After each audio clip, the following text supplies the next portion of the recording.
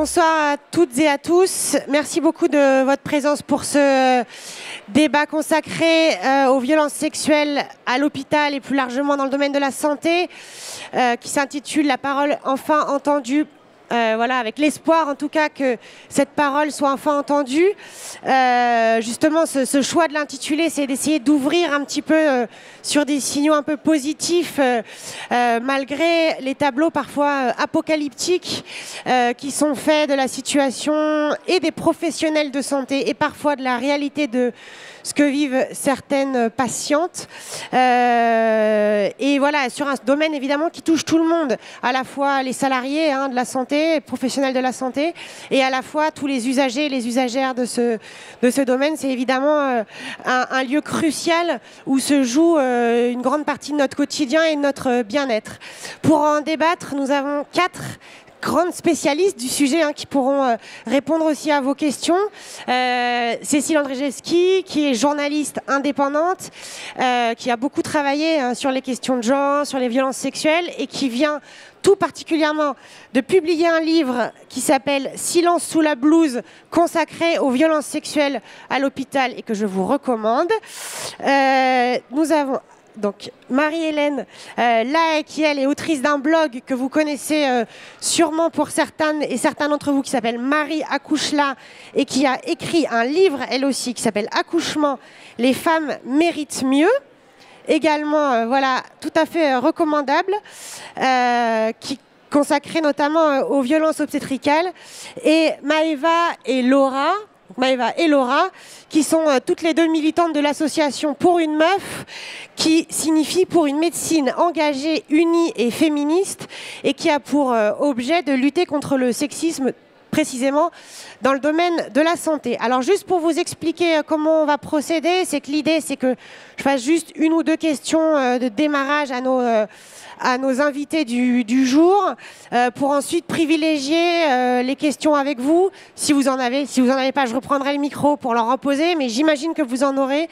Donc l'idée c'est vraiment d'essayer d'avoir un maximum de temps d'échange, sachant que nous avons jusqu'à 17h45 à peu près, où ma collègue de Mediapart, Marine Turki, prendra notre place pour une discussion et un échange avec Caroline Dehaas sur qu'est-ce qui a un peu changé après MeToo. Voilà. Bon, alors première question, Cécile, que je tutoie puisqu'elle a travaillé à Mediapart par ailleurs. Est-ce que 1 an et demi après MeToo, vraiment question très de démarrage, est-ce que cette enquête sur les violences sexuelles à l'hôpital a été difficile, atrocement difficile, moyennement difficile, plus facile qu'avant ? En fait, moi, j'ai commencé l'enquête avant MeToo. J'avais commencé déjà à rencontrer des victimes ou des avocates, par exemple, ou des syndicalistes qui accompagnaient des victimes avant le mouvement MeToo. Et en fait, le mouvement MeToo s'est produit au moment où moi, j'enquêtais. Et du coup, j'en ai parlé en fait avec les femmes, notamment, qui me racontaient leurs histoires, qui me racontaient ce qui leur était arrivé. Qu'est-ce que elles, ça avait pu changer pour elles. Et en fait, ce qu'elles me disaient, c'était qu'elles étaient assez contentes de voir que d'autres femmes racontaient des histoires de violences sexuelles aussi. Elles se sentaient moins seules à hurler dans le désert et à ne jamais être entendues. En revanche, elles m'expliquaient que ça n'avait pas passé la porte de l'hôpital, que malgré tout, pour elles, ça n'avait rien changé. Dans leur dossier, ça n'avait rien changé. Dans la façon dont leur hiérarchie a pu traiter leur dossier, qui est en règle générale catastrophique, ça n'avait rien changé. Et du coup, pour ces femmes-là, en tout cas, ça n'avait pas encore, le mouvement MeToo n'avait pas encore pénétré l'hôpital, et c'est pour ça aussi qu'elles m'ont parlé, je pense. Beaucoup me l'ont dit. Elles voulaient, pour les prochaines, pour les suivantes, pour les autres à qui ça a pu arriver ou à qui ça pourra arriver, que ça se sache et qu'on sache que le système, en tout cas, protégeait les agresseurs et mettait à la porte les femmes agressées. Et dans ce choix, est-ce que toi tu dis dans ton livre, tu parles d'omerta en fait à l'hôpital, encore presque plus fort que dans le reste de la société, en tout cas comme un verrou très serré. Comment tu expliques, quelles raisons tu donnes à cette omerta spécifique ? En fait, il y a plusieurs raisons, je pense. La première étant les conditions de travail qui sont, on le sait, extrêmement difficiles, extrêmement dramatiques. Et donc, beaucoup de femmes qui sont victimes à l'hôpital vont relativiser.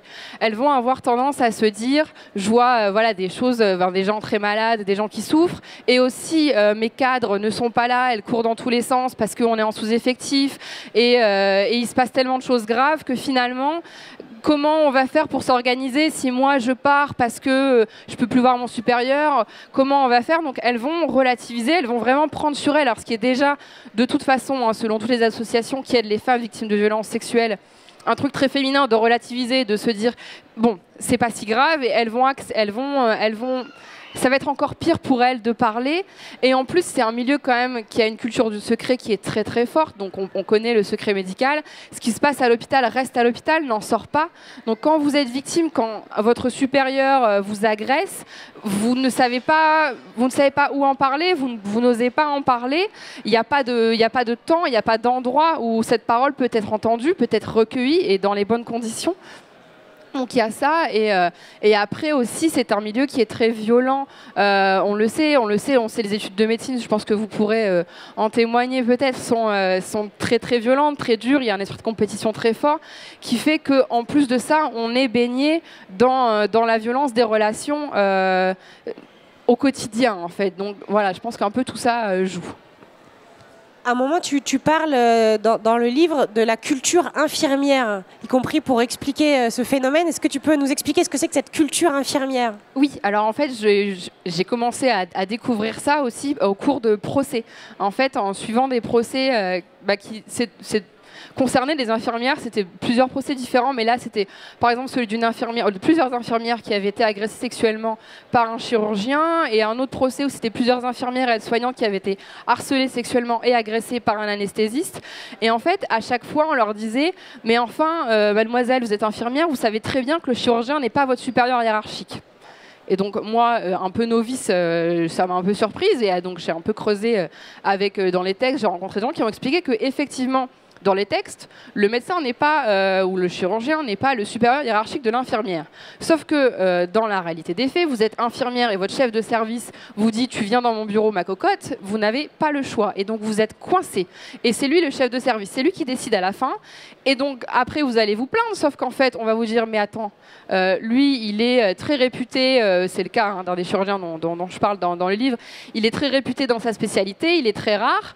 Toi, bon on peut se passer de toi. » Et donc on va leur faire comprendre en fait au fur et à mesure que elles peuvent partir, c'est pas grave. Enfin, et au contraire, ça arrangera bien l'hôpital que les victimes partent et en sortent et qu'on ne les entende pas, alors que les agresseurs, eux, vont rester en place et du coup vont continuer d'agresser et de harceler puisqu'il n'y a pas de sanction derrière.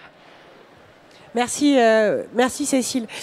Justement, Laura et Maëva, elle parlait aussi de la difficulté dans les études de médecine. Elle parle dans son livre de la culture carabine. Est-ce que, juste le micro, voilà. Est-ce que, pour vous, cet élément de culture des études de médecine qu'on a vu aussi au moment des débats sur la fresque en salle de garde à Clermont-Ferrand, si je ne m'abuse, est-ce que pour vous, ça joue un rôle dans le quotidien que vous vivez et contre lequel vous essayez de vous battre? Oui, tout à fait. En fait, alors c'est vrai que c'est un peu la particularité, c'est que pendant les études, en fait, on est un peu baigné dans cette culture qui est très sexiste, qui montre souvent, par exemple, dans la salle de garde, des actes sexuels qui n'ont pas forcément l'air consentis, des femmes nues, ainsi de suite. Et donc effectivement, ça permet, on peut se sentir plus autorisé parce que je pense pas qu'il y ait forcément plus de sexisme. Voilà, je pense pas qu'il y ait forcément plus de sexisme à l'entrée chez les étudiants en médecine, parce que le sexisme, ça baigne toute la société en fait. Mais effectivement, cette culture carabine, en fait, ça permet de se sentir autorisé plus facilement à passer les bornes, à utiliser des termes sexistes, des blagues sexistes et donc ça, effectivement, ça baigne un petit peu toutes les études. Et d'ailleurs, la justice définit ce qu'on appelle aussi le harcèlement d'ambiance.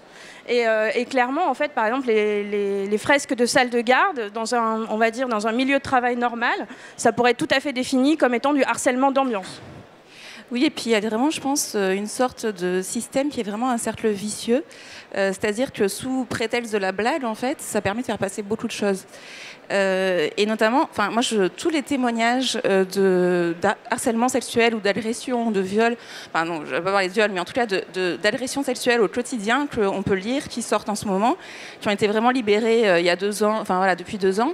En fait, alors là, je parle en tant qu'ancienne étudiante en médecine, externe, interne, qui donc est beaucoup restée à l'hôpital et notamment pas mal dans les services de chirurgie. En fait, on se rend compte qu'on a vu et vécu tout ça. Il y a pas de, vraiment, c'est très rare. Je me dis, oulala, ça va loin quand même. C'est pas tout à fait possible. Non, là vraiment, je parle de sexisme ordinaire et d'agression ordinaire. Vraiment, on a vécu tout ça et on a toutes été, je pense, et beaucoup d'hommes aussi, soit victimes, soit quelque part un petit peu complices de ce système, puisque en fait, lorsqu'on ne se positionne pas vraiment en tant que victime et qu'on va plutôt tendance à avoir à répondre par la blague ou par l'évitement ou finalement avoir donné le change en tout cas, parce que c'est un moyen de défense, je dis pas que, mais en tout cas donner le change et dire non mais c'est bon, moi en fait ça m'atteint pas, finalement c'est aussi les légitimer dans cette position de force en fait, en disant vous voyez elle réagit pas si mal que ça, elle en rigole, donc ceux qui le vivent mal et qui sont celles et ceux qui prennent la parole et qui disent mais en fait ça c'est un abus et je veux porter plainte, ou je dénonce en tout cas cet état de fait, finalement c'est cette personne qui passe pour les faibles dans un système où en fait les forts, pour être accepté par les forts, il faut reproduire le même type de comportement qui est sexiste de base. Et je pense que c'est particulièrement vicieux ce système. Et donc j'ai juste envie de dire, pour finir là-dessus, que finalement les personnes qui osent dénoncer et qui osent dire les choses, il faut vraiment que ça change de camp et que c'est pas les faibles en fait, c'est super fort et super courageux d'arriver à dire ça. Et notamment dans un hôpital qui est un cercle fermé et qui a effectivement, comme vous le disiez, une culture du secret qui est extrêmement prégnante. Quel lien vous faites entre ce sexisme parfois hyper violent, c'est pas parce que c'est du sexisme que ce n'est rien justement, et des agressions sexuelles, du harcèlement sexuel ou même des viols tels qu'ils sont rapportés parfois extrêmement violentes dans le livre de Cécile, mais comme ils ont été documentés dans plein de travaux sur le sujet. Est-ce que vous faites un lien entre cette atmosphère dans les études et ce que vous vivez aussi ensuite comme praticienne, comme infirmière, comme cadre à l'hôpital? Première question. Et deuxième question, est-ce que vous faites un lien entre ce sexisme-là et ces violences sexuelles banalisées finalement, dont on ne peut jamais parler, et ce qui a été débattu également sur, par exemple, les violences obstétricales, la maltraitance des femmes comme patientes? Alors oui, tout à fait, parce que déjà, quand on a déjà pratiqué soi-même la main aux fesses, la blague sexiste, éventuellement même, encore plus loin pour certains des viols, effectivement, si une femme, dans le secret du cabinet, vous rapporte une agression sexuelle ou un viol, vous n'allez déjà pas le prendre en compte de la même façon, forcément. Parce que si vous-même vous l'avez fait et que vous avez trouvé ça normal sur le moment, je ne vois pas pourquoi vous iriez dans le sens de la victime. Ça pas forcément de sens. Et par ailleurs, effectivement, alors soi-disant, dans la culture carabine et par exemple les fresques de salles de garde, il y a l'idée de désacraliser le corps. Alors on ne sait pas pourquoi des scènes d'orgie peuvent désacraliser le corps en l'hypersexualisant, ça j'ai toujours pas compris quel est le rapport. Et effectivement, on voit bien que pour certains, du coup, par exemple, le rapport au corps de la femme et en particulier au vagin et tout ça est quand même assez perturbé. Et je pense que ça participe, clairement. Et je pense que dans les violences gynécologiques et obstétricales, il y a ce côté-là aussi où, en fait, je pense qu'ils sont aussi mal à l'aise, finalement, avec le corps de la femme et que finalement, ils le maltraitent aussi à cause de ça. Laura ? Je voudrais juste rajouter que je suis complètement d'accord avec tout ce que tu viens de dire, Maëva, et que c'est pas le problème que des hommes non plus. Et que vraiment, notamment, il y a beaucoup de femmes gynécologues. Non, mais tu n'as pas dit ça, mais juste pour que ce soit clair pour tout le monde, c'est pas que les hommes agresseurs, et que justement cette culture sexiste et patriarcale, en fait, a beaucoup de retentissement sur les femmes, elles aussi, parce que aujourd'hui, parmi les gynécologues obstétriciens en formation, on est 85% de femmes. Donc, on pourrait se dire, voilà, ça va changer dans 10 ans. Mais pas forcément. Il faut vraiment qu'il y ait quand même une prise de conscience globale des femmes, parce que le sexisme et la culture voilà, patriarcales au sens large sont vraiment intégrées dès le plus jeune âge, dès les premières années de médecine, du fait effectivement de toute cette culture carabine, et du coup se reproduisent même si on est une femme. Enfin, ça ne protège pas d'être une femme, c'est ça que je voulais dire. Et alors, juste dernière question avant de passer à ma voisine de gauche. On voit un peu comment vous voyez. Est-ce que vous pensez que ça commence à bouger, que ça frémit, que ça bouillonne un peu à la fois votre association existe déjà. Elle existe depuis 2 ans, donc elle est relativement récente, mais elle a au moins le mérite d'exister. Alors il y a ça d'un côté qui semble être un point un peu positif, et d'un autre côté, bon voilà, je vais prendre l'exemple des dernières déclarations d'un important syndicat de la profession, en tout cas des gynécologues, qui s'appelle le SINGOF, qui compte quand même 20% de la profession. Donc c'est pas un petit syndicat minoritaire, anecdotique, qui a donc, si vous ne le savez pas, a menacé de faire la grève des IVG dans le cadre de rapport de force avec son ministère de tutelle, d'un syndicat dont un des anciens dirigeants avait par ailleurs qualifié de crime l'IVG récemment, enfin d'homicide. Donc, syndicat, encore une fois, de gynécologues, hein, on ne parle pas de la manif pour tous. Justement, on a l'impression d'avoir une sorte de mouvement un peu contradictoire. Comment vous voyez un peu ce tiraillement? Alors déjà, je pense que les choses, elles bougent déjà parce que les patientes s'organisent. Enfin, je pense que ça a commencé plutôt par là. Et ensuite, je pense que des médecins féministes, ça existait déjà, mais qui ne s'organisaient pas forcément, parce que déjà aussi, c'est une profession qui a l'habitude de se penser comme étant apolitique, ce qui, à mon avis, est absurde. Et donc effectivement, quand on se dit féministe, bah forcément on prend une position politique. Donc je pense que c'est un petit peu le pas qu'on a passé, et qui du coup, en fait, il y a effectivement plein de gens qui se reconnaissaient là-dedans, et donc voilà, on fédère des gens en fait qui étaient déjà là, enfin des pensées qui existaient déjà. Et sur le plan en fait des réactions, ou en tout cas des crispations. Alors je pense que le SINGOF, il était déjà comme ça avant. Hein. Après, je pense qu'effectivement, mais ça c'est pas que dans la médecine, où effectivement, plus on parle en tant que féministe, plus des fois la réaction peut être aussi violente. Parce que ça remet aussi en question, alors non seulement des comportements qui sont définis comme des agressions, mais aussi des choses, comme on parlait, de la banalité du sexisme au quotidien, où en fait, en particulier les hommes, mais aussi les femmes, on peut se dire, mais comment je fais? Il y a plein de soignants aussi qui disent, en gros, si on leur enlève le fait d'imposer des soins, en fait, ils savent plus comment faire. Ils ont l'impression de plus savoir faire, et donc effectivement, ils se sentent remis en question. Mais voilà, c'est un travail. Je pense qu'il y a plein d'externes, d'étudiants qui sont intéressés quand même par le sujet. Donc effectivement, ça bouge.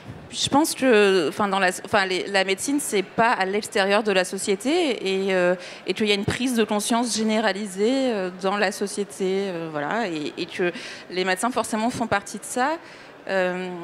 Et j'espère qu'effectivement il y a peut-être cette tension entre, comme vous disiez, les propos du SINGOF qui paraissent complètement réactionnaires et d'une autre époque, et en même temps c'est bien qu'ils paraissent réactionnaires et d'une autre époque, parce que peut-être qu'il y a 10 ans, enfin d'ailleurs ils ont fait une grève des IVG il y a 20 ans, et finalement j'ai l'impression que ça n'avait pas choqué tellement de monde que ça, donc enfin, oui, les nouvelles générations, même si je ne dis pas que tout est parfait et qu'on ne sera pas pareil et que nous, on va tout changer, mais n'empêche que, forcément, si ça infuse dans la société, ça infuse aussi dans la médecine générale, je pense. Voilà.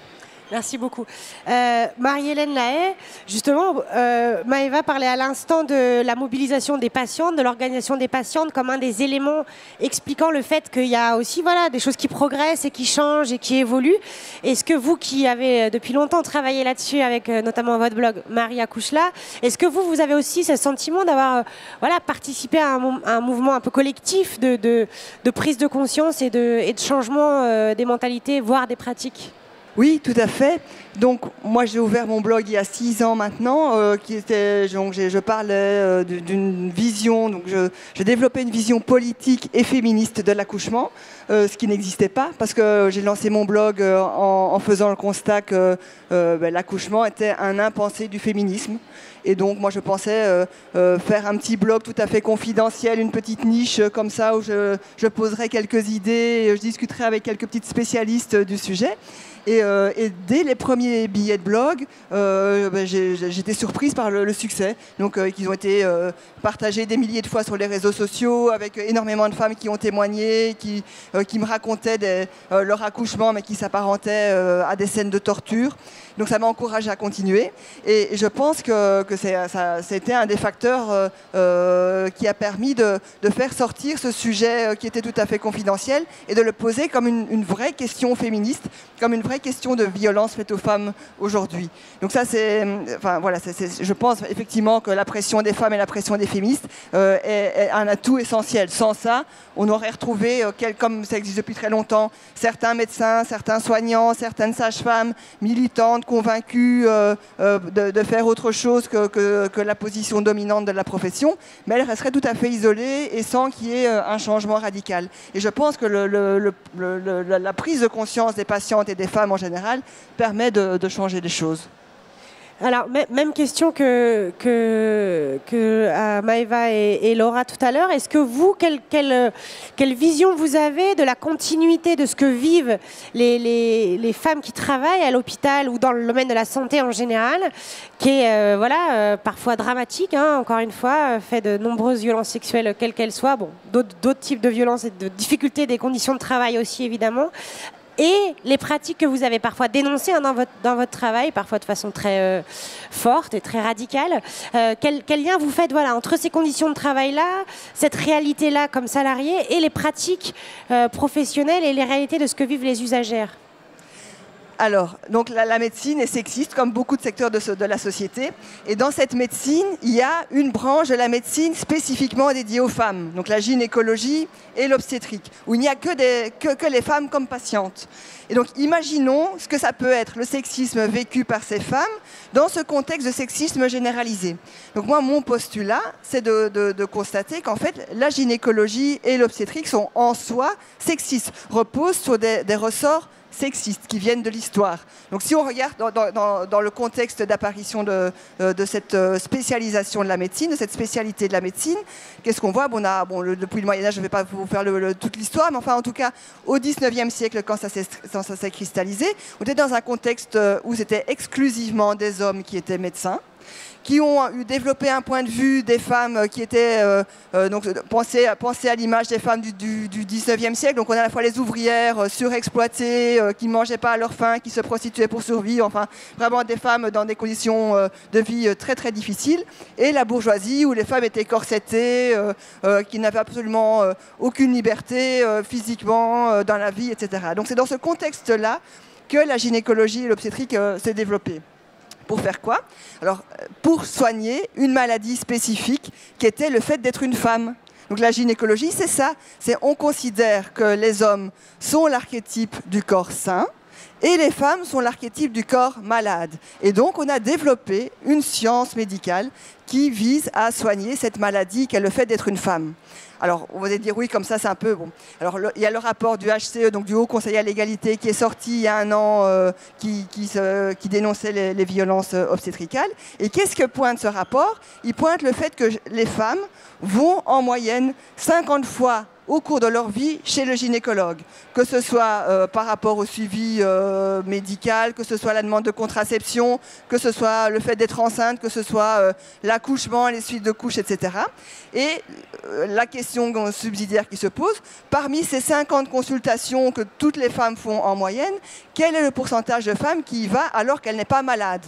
Donc on se rend compte que l'écrasante majorité de ces consultations visent des femmes qui sont en parfaite santé. Elles y vont pour une contraception, pour une fausse couche qui ne demande pas spécialement de complications, pour une IVG, pour une grossesse qui se passerait bien, pour un accouchement qui fonctionne bien. Bref, elles y vont pour du dépistage, donc elles sont en bonne santé, mais on va les dépister si jamais il y a quelque chose en de rares cas.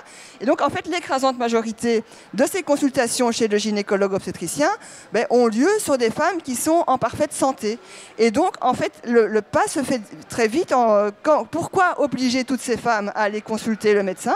Parce que la gynécologie obstétrique a obtenu le monopole du suivi de toute la vie sexuelle et reproductive des femmes, pour l'accès à la contraception, pour l'accès à l'IVG, pour l'accouchement.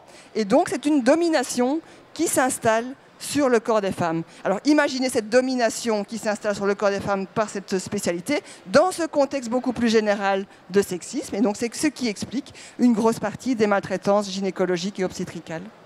Et est-ce que vous avez justement l'impression que ça commence, vous disiez voilà, ça commence un peu à bouger, mais est-ce que il n'y a pas aussi des éléments un peu extérieurs à la prise de conscience sur le sexisme ou sur les pratiques, voilà, qui sont les conditions de travail et les moyens alliés au système de santé?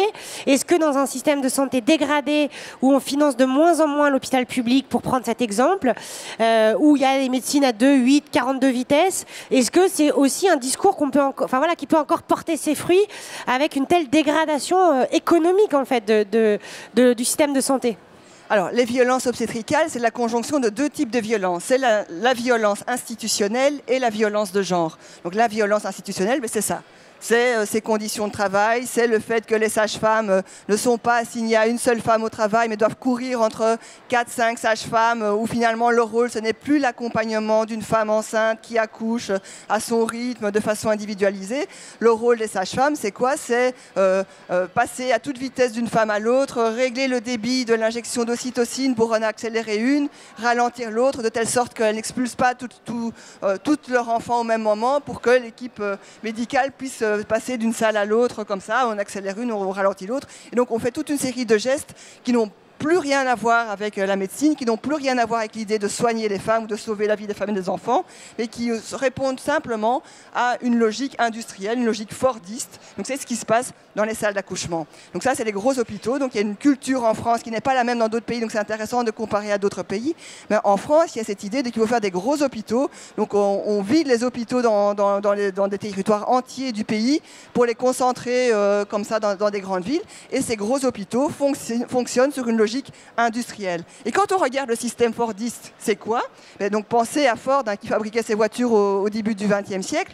Ça devait reposer sur une standardisation des gestes, une standardisation des travailleurs. Les ouvriers, un posait une roue toute la journée, le suivant posait le volant, etc., etc. Donc il a fallu standardiser chaque geste et il a fallu standardiser le produit qui était la voiture, donc les voitures toutes les mêmes. Donc appliqué à l'hôpital, c'est quoi? C'est les femmes qui sont standardisées par le protocole. On explique qu'elles doivent accoucher avec une dilatation du col de l'utérus qui s'ouvre à une vitesse de 1 cm par heure. Donc sinon, on agit pour accélérer les choses.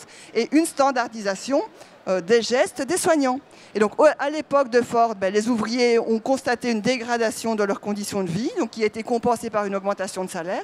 Et donc, une perte de sens, une perte de tout ce qui faisait l'ouvrier qui fabriquait des voitures. Et c'est exactement ce qui se produit dans les hôpitaux, où il y a cette même perte de sens des soignants, des sages-femmes, cette même dégradation des conditions de vie, simplement due à cette fameuse standardisation. Merci beaucoup. Cécile, justement, pour continuer là-dessus, est-ce que dans ton travail, toi, tu as constaté justement ce dont on vient de parler, que la dégradation des conditions de travail à l'hôpital, on parlait de la culture infirmière, les conditions de travail des infirmières, c'est un bon exemple, voilà, que le manque de moyens, les charges de plus en plus élevées, les cadences de plus en plus élevées, etc., jouent un rôle sur les violences sexuelles à l'hôpital.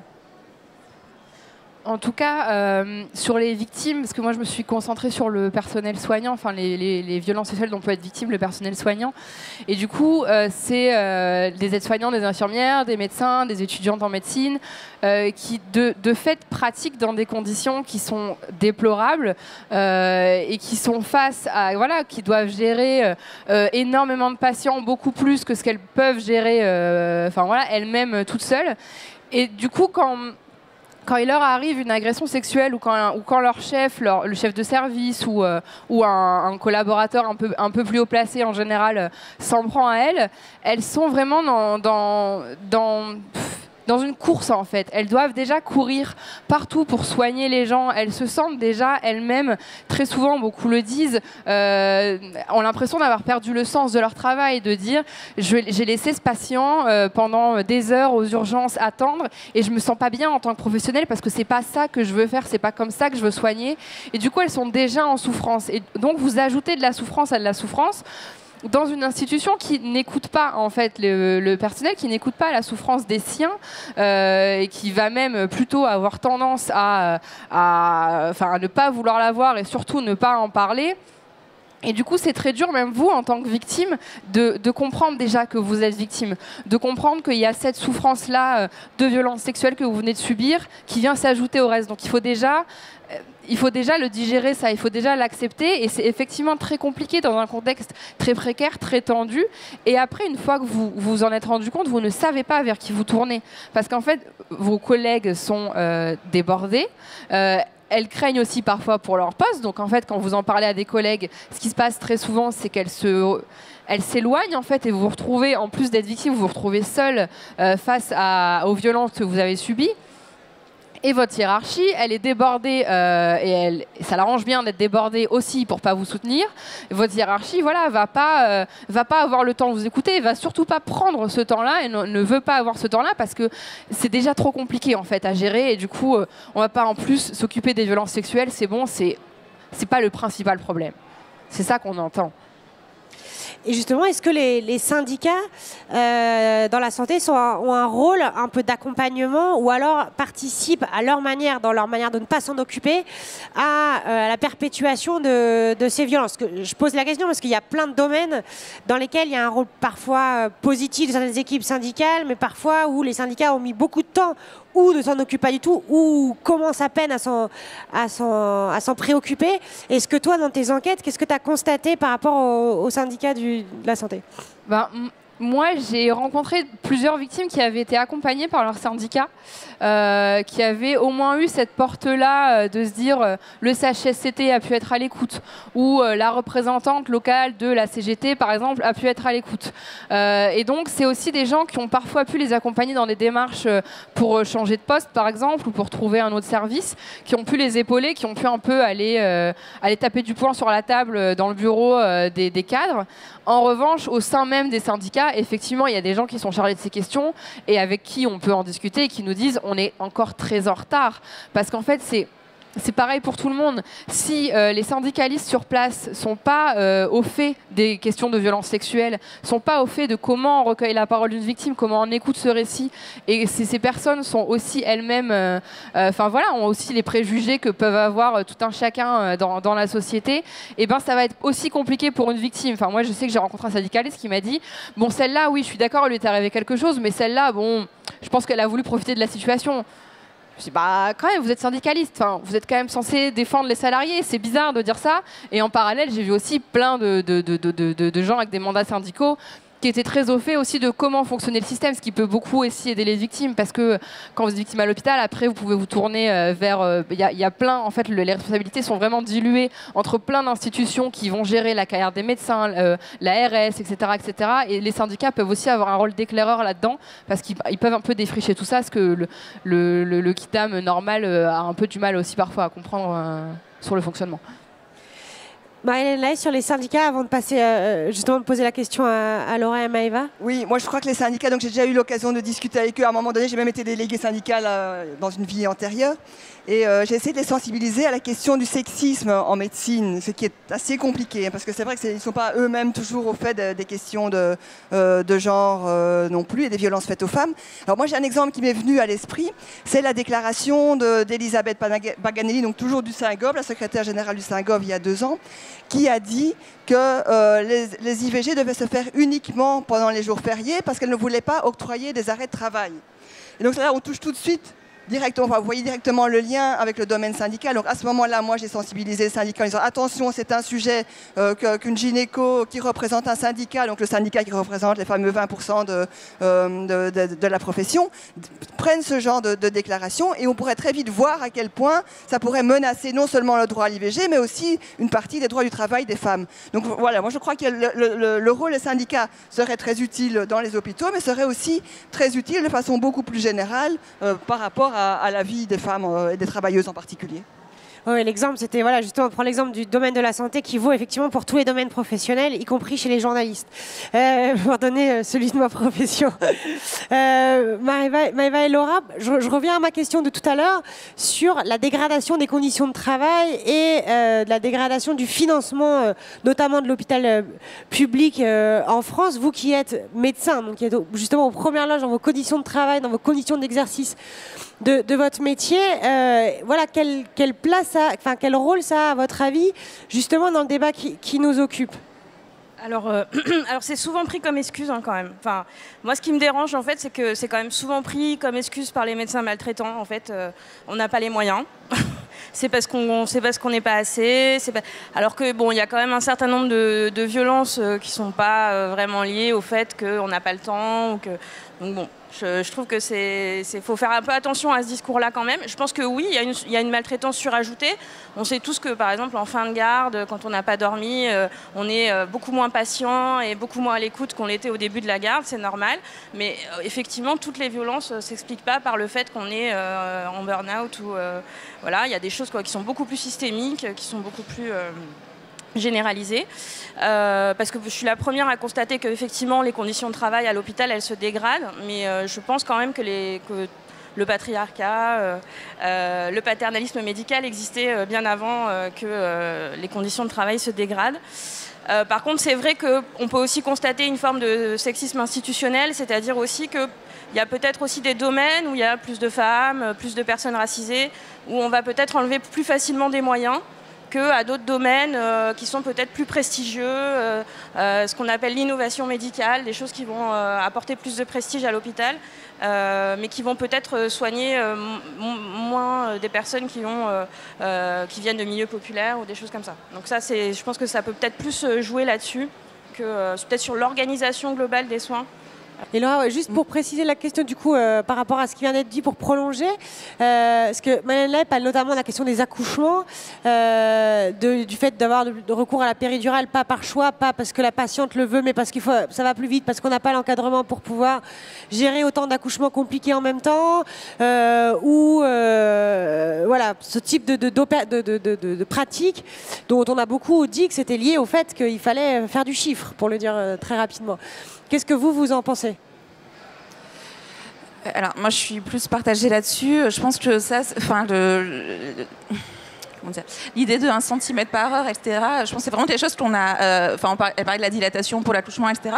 Je pense que c'est vraiment des choses qu'on apprenait, en fait, et pas forcément dans un truc d'aller plus vite ou de faire plus de chiffres en tant que praticien, je parle, parce que j'ai pas l'impression qu'à l'hôpital, on ait cette idée en tête en premier de faire du chiffre. Voilà. Après, je dis pas que c'est bien. Enfin, et voilà, il y a eu des nouvelles recommandations qui disent que finalement c'est pas 1 cm par heure, qu'on peut se laisser plus de temps, etc. Et donc je pense que c'est surtout le temps des changements de pratique plus que l'idée de faire du chiffre. Après, je sais pas, le Fordisme à l'hôpital, oui, je vois bien ce que vous voulez dire, mais je suis pas sûre, enfin, peut-être de manière institutionnelle, mais je suis pas sûre qu'en tout cas, du point de vue individuel, ça soit vraiment ça la problématique. Après, moi, je voulais juste dire par rapport à l'épuisement des soignants, etc. Je pense que c'est quelque chose qui effectivement existe, mais qui est aussi du fait de la culture médicale, et notamment, par exemple, les gardes de 24 heures.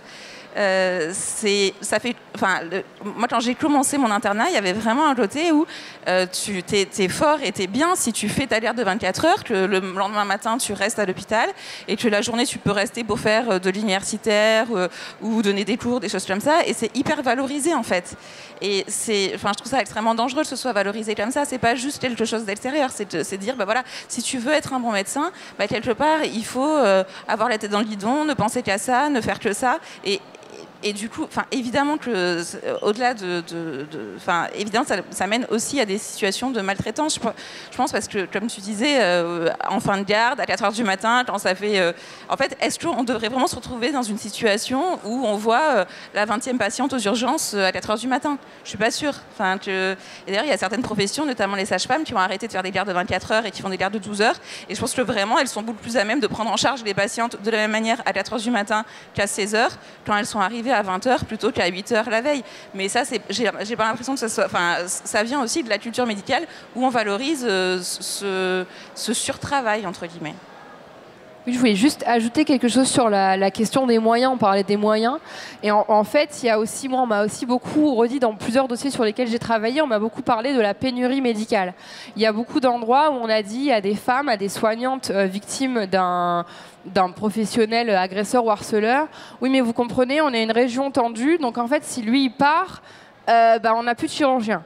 Ou si lui part, il y a des soignantes, 30 soignantes d'un hôpital dans le Tarn qui se sont plaintes des agissements d'un anesthésiste. On leur a répondu, quand elles se sont plaintes, s'il part, la maternité va fermer. Et donc en fait, voilà, on fait porter sur les victimes la responsabilité de la fermeture de la maternité, alors qu'en fait, si elle ferme cette maternité, c'est parce que cet anesthésiste, il ne sait pas se comporter avec les gens, en fait.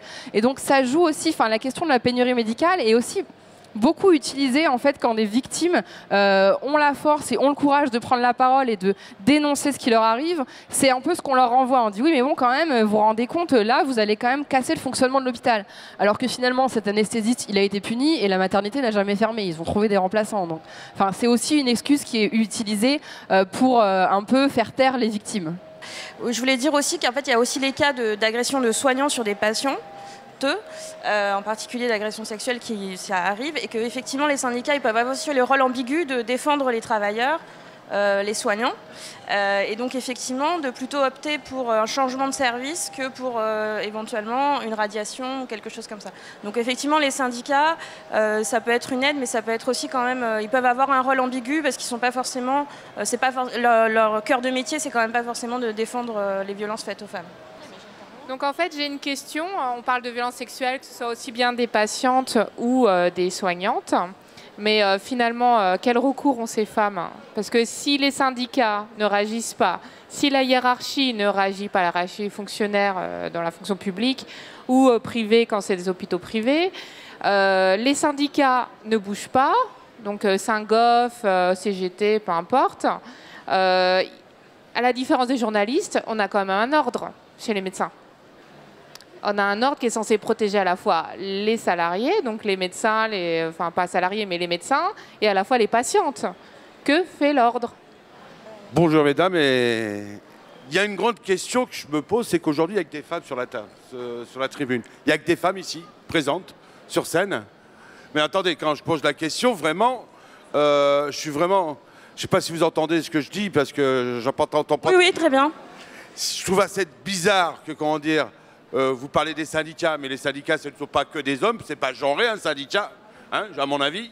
Et la deuxième chose que je dis, c'est que les portes fermées, la loi, elle est partout.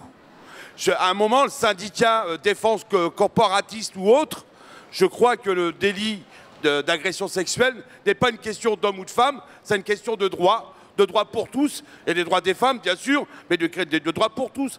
Et qu'à un moment, il faut vraiment donner un coup de pompe dans la fourmilière et d'y aller. Parce que vraiment, on ne peut plus vivre ça. C'est plus possible de pouvoir entendre qu'on va pénaliser, on va détruire une vie d'une femme parce qu'on est dans un milieu hospitalier et qu'on ne doit rien dire. Alors, on a parlé jusque-là essentiellement de gynécologie et obstétrique qui est une médecine spécifique pour les femmes. Et moi, en tant que malade chronique, en fait, je voulais juste poser une question, puisqu'en fait, on a un certain nombre de molécules qui sont testées essentiellement sur les hommes et qui sont administrées aux hommes et aux femmes, ou alors des molécules comme celle que je prends en ce moment, qui en fait réclament une contraception efficace. En fait, pour prendre ces molécules, je dois avoir une contraception efficace, mais sur les sites de référence des agents tératogènes, c'est également nocif si l'homme prend ces médicaments et qu'il procrée. Eh bien, pour moi, une contraception efficace, c'est obligatoirement un stérilet ou un implant, alors que pour un homme, une contraception efficace, un préservatif sera considéré comme une contraception efficace. De la même manière, alors moi, on me demande de mettre un implant pour avoir les médicaments, alors qu'un homme, le fait qu'il dise qu'il utilisera des préservatifs suffira. Et de la même manière, une fois qu'on est traité en rhumatologie, puisque c'est mon cas, et que le traitement est efficace, si ce traitement, par ailleurs, provoque des règles hémorragiques, eh bien, c'est plus le problème du rhumatologue. là, tout d'un coup, on a un bouleversement, c'est-à-dire que la molécule n'est pas adaptée puisqu'elle provoque une autre maladie sur le corps d'une femme, et pourtant, ça ne pose pas la question. Donc, je voulais un peu ouvrir le débat sur la question des molécules qui sont adaptées ou non, et quel questionnement on a là-dessus, quel rôle en tant que patiente. Bon, moi, j'écris, mais je pense que seul, ça... Et je voulais avoir l'avis de professionnels sur ces questions.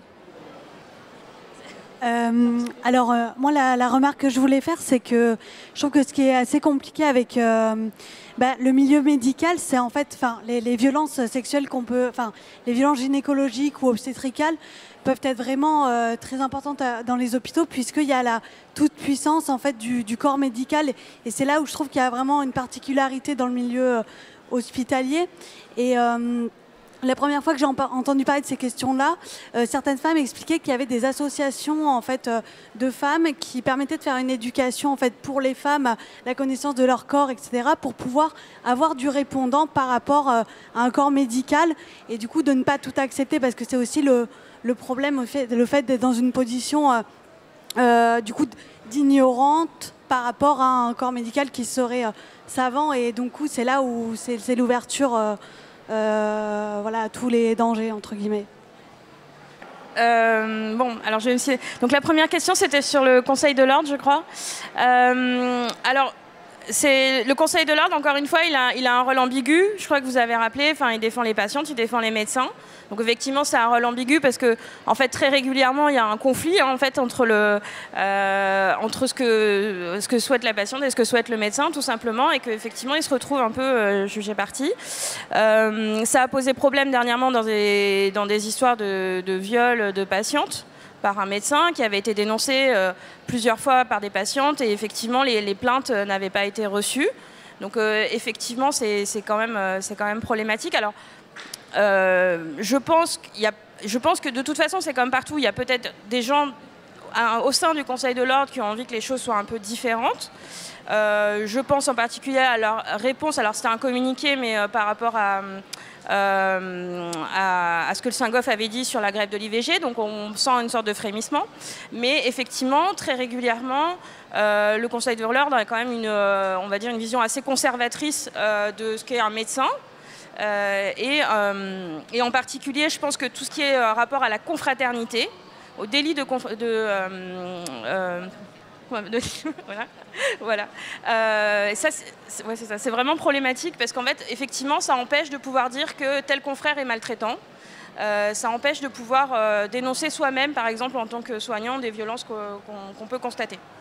Donc c'est un peu le problème du Conseil de l'Ordre qui pourrait avoir un pouvoir intéressant parce que c'est effectivement un recours qui est plus facile qu'un recours judiciaire, a priori, pour des patientes. C'est peut-être ça paraît plus accessible que la justice pénale, mais effectivement, pour l'instant, ça peut être assez bloqué. Enfin, moi, par rapport à ce que vous disiez, c'est qu'effectivement, il y a un côté où l'agression sexuelle, le viol, c'est du pénal, de toute manière. Donc, je pense que vraiment, il faut aller au-delà de cette question ordinale.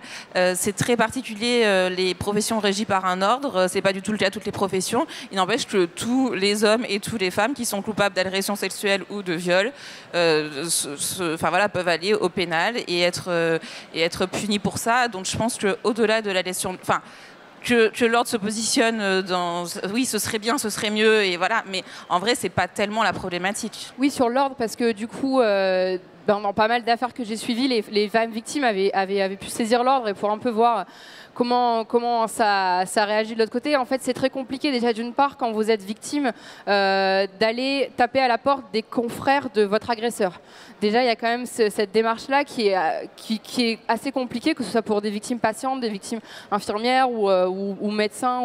Enfin voilà, cette démarche-là est quand même bizarre. Et par ailleurs, au sein même de l'ordre des gens qui sont quand même un peu plus militants, ont quand même pu me dire que effectivement c'est très compliqué en fait d'aller se plaindre auprès de l'ordre d'un médecin par exemple, d'un médecin qui aurait mal agi, parce que si ce monsieur se trouve être un notable local, si ce monsieur a des relations au sein de l'ordre, moi j'ai le cas d'une patiente qui a juste envoyé un rapide courrier en disant ce qui lui est arrivé en attendant qu'on l'appelle, et on l'a rappelé en disant on a vu avec lui, c'est bon, il n'y a pas de problème.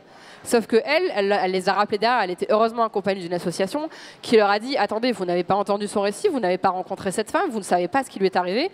Donc quand l'ordre a reçu un courrier un peu punchy et un peu juridique, là ils se sont saisis du dossier. Mais c'est pareil, si cette femme avait été seule, comment elle aurait pu faire? L'ordre aurait un peu mis de côté son affaire.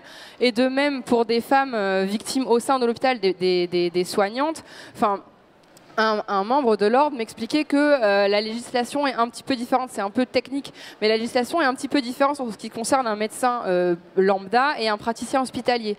Et si vous vous plaignez des actes d'un praticien hospitalier, avant même que votre plainte n'arrive en chambre disciplinaire, le niveau départemental de l'ordre va d'abord se réunir entre eux, des gens qui ne sont pas du tout faits pour ça, pour dire si oui ou non cette affaire est suffisamment grave pour arriver au niveau disciplinaire. Donc il y aura une sorte de préjugement qui, du coup, protège encore une fois les pères. Donc c'est très compliqué pour une victime encore aujourd'hui de se tourner vers l'ordre. Merci beaucoup Cécile. Alors Marie-Hélène Lay voulait réagir sur d'autres questions. Alors, sur les molécules en question, donc deux réflexions. D'abord, le fait que la création de médicaments repose sur des tests qui sont aussi dès le départ sexistes. Donc, de nouveau, c'est dans cette vision de la médecine où l'homme est l'archétype du corps sain et la femme l'archétype du corps malade. L'idée, c'est qu'on teste les molécules uniquement sur les hommes parce qu'ils sont sains. Et puis, les femmes ont la particularité d'avoir des variations hormonales, ce qui, d'après les labos, compliquerait le test. Enfin, voilà, les hommes ont aussi des variations hormonales, ne fût-ce que tous les matins, il y a un pic hormonal chez les hommes, mais ça, apparemment, ça n'interpelle pas les médecins. Deuxième chose, donc il y a déjà ça au départ. Deuxième chose, c'est le point de vue qu'on a sur la contraception. Donc dans notre société, et dans la médecine en particulier, la contraception est exclusivement une affaire de femmes. Donc c'est uniquement sur les femmes où on va faire peser le poids contraceptif, la charge mentale contraceptive, etc., etc. Et en plus, on va considérer, a priori, les femmes comme menteuses. Puisque quand une femme, par exemple, va chez le médecin et le médecin soupçonne que les symptômes seraient liés à une grossesse, il va poser la question à la femme, est-ce que vous seriez enceinte? Et la femme va dire, ben non. Et ben, il va d'office, a priori, penser qu'elle ment. Donc il va quand même faire un test de grossesse pour être sûr, alors que la femme peut très bien savoir qu'elle n'a absolument aucune chance d'être enceinte. Donc voilà, on voit très bien à quel point il y a un sexisme dans la médecine, y compris dans la chimie de la médecine, qui se répercute les situations comme vous le citez. Sur la question de la connaissance du corps, ben là, petite réflexion, donc cette fameuse médecine qui apparaît au 19e siècle, à une époque où les femmes n'étaient pas censées connaître leur corps. Donc on est dans cet archétype de la jeune fille élevée dans un couvent, à qui on disait qu'elle devait mettre de la poudre dans la baignoire pour troubler l'eau, parce que sa propre image pourrait être problématique par rapport à elle. Donc on vient de là. Et puis dans les années 60, il y a une deuxième chose qui s'est produite, c'est au moment du passage de l'accouchement à domicile vers l'hôpital, il y a eu un discours fait aux femmes qui était « n'écoutez pas vos mères, n'écoutez pas vos sœurs, n'écoutez pas vos grands-mères, n'écoutez pas vos amis, n'écoutez pas les autres femmes, elles vont vous perturber, elles vont mentir, elles vont vous dire n'importe quoi. N'écoutez qu'une personne, le médecin ». Et donc les femmes dans les années 60 n'ont écouté que le médecin. 15 ans plus tard, quelle transmission a été faite à leur fille? C'était on emmène sa fille chez le gynécologue. C'était ça la seule transmission. Donc on est 2 générations plus loin où finalement cette connaissance du corps des femmes a été complètement disparue. Sachant en plus que le médecin, donc, qui est censé tout connaître, d'abord ne connaît pas tout et ne connaît pas nécessairement très bien. En plus, monnaie sa connaissance, c'est une façon pour lui de gagner de l'argent. Et donc aujourd'hui, on voit qu'il y a une réappropriation de la connaissance du corps, notamment par exemple la prochaine republication de Notre corps nous-mêmes, qui est une façon pour les femmes de se réapproprier les connaissances au niveau de leur corps. Merci beaucoup. Alors juste un tout petit mot de la fin de réponse de Maëva et Laura. Alors juste c'était aussi sur les molécules. Enfin, alors effectivement, donc la plupart des molécules n'étaient pas testées sur les femmes parce que on pensait qu'il y avait un risque qu'elles soient enceintes. Il y avait aussi l'idée en fait que le corps de l'homme est par défaut le corps normal. Je crois que c'était une sénatrice américaine qui avait bondi parce qu'on demandait des fonds pour une étude sur obésité et cancer de l'utérus, et les sujets qui devaient être inclus dans l'étude étaient essentiellement masculins. Enfin, n'étaient que des hommes. Donc en fait, c'est à partir de là en fait, qu'il y a une espèce de prise de conscience politique du fait que effectivement la recherche aussi, en fait, c'est aussi genré et que effectivement, on faisait de la recherche que sur les hommes, ce qui est quand même assez problématique en médecine. Donc là maintenant, en fait, il commence à y avoir des obligations à faire des études chez les femmes, effectivement, sur le problème des médicaments qui sont. C'est là où on voit bien aussi où la législation, ça vient pas remplacer, en tout cas, ça vient pas lutter contre le sexisme. C'est-à-dire qu'en fait, avant, on prescrivait des molécules chez les femmes sans forcément les prévenir qu'il y avait un effet tératogène et donc effectivement, on se retrouvait avec des problèmes. Et au lieu de juste informer les femmes du risque, en fait, on a transformé ça en contrainte pour les femmes d'avoir une contraception efficace selon le jugement du médecin, tel que lui, il juge ce qu'est une contraception efficace. Ce qui veut dire aussi que, par exemple, moi je connais un formulaire pour ce type de molécule où en fait, il y a toutes les cases existent, sauf la case, par exemple, non concernée par les rapports sexuels hétérosexuels. Donc face à la patiente, j'avais l'air extrêmement maligne. Oui, tout simplement, parce qu'il y a quand même des femmes qui n'ont pas de rapport sexuel avec des hommes, tout simplement. Voilà, donc effectivement, on voit bien comment on peut transformer quelque chose qui est censé protéger les femmes en quelque chose qui devient aussi contraignant, une contrainte par rapport à ça. Mais ça avance aussi, parce que voilà, on essaye de faire avancer ça. Merci beaucoup, merci infiniment à Cécile Andrzejewski, Marie-Hélène Lay, Maëva et Laura.